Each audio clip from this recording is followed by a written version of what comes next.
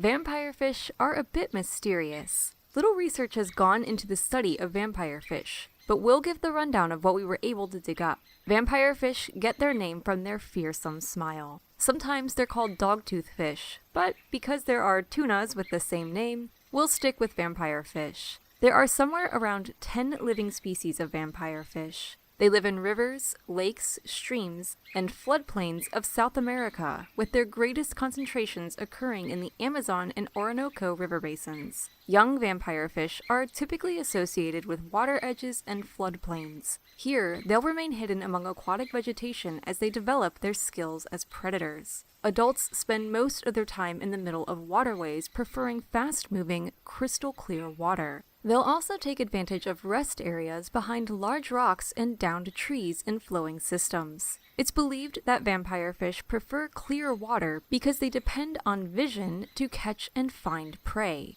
It's almost impossible not to notice the imposing teeth of vampire fish. The lower canines on vampire fish are so long, reaching at least an inch in length, that a vampire fish's upper jaw has holes in it specifically designed for the long lower teeth to slide into when the mouth is closed. You know, because they don't want to stab their brains. Vampire fish use these long teeth to impale prey, which usually comes in the form of other fish, including piranhas. All this time, humans have focused movie efforts on fish that are eaten by something even more fierce. Vampire fish actually prefer to eat larger fish, and will take fish as long as 50% of their body length.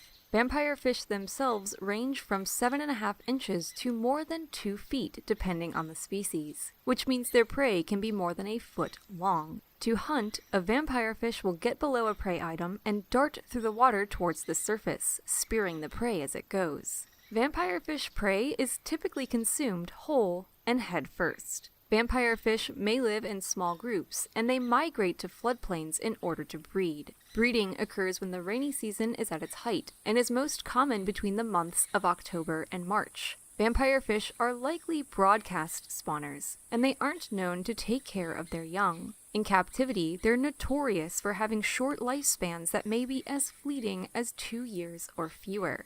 In the wild, young vampire fish will remain in the safety of floodplains and slowly make their way to large waters as they get older. Larger vampire fish species may need to reach at least a third of their maximum length before they're ready to reproduce. But these fish have been described by aquarium enthusiasts as rapid growers. Because they're so fearsome, they're often a desired aquarium species, but they can be quite challenging to raise in captivity due to their demands of fast-moving, pristine water. They're also considered a prized sport fish for anglers. Vampire fish aren't typically eaten by humans, but the aggressive fight they put up has drawn the attention of those who fish for sport. Vampire fish populations are currently unknown, though the constructions of dams in the areas they inhabit could pose a threat to their breeding, such as what's happened with the paddlefish we talked about a few weeks ago. As it stands, though, adult vampire fish likely top or nearly top the food chain, and with a smile like that as their proof, we're not going to contest it.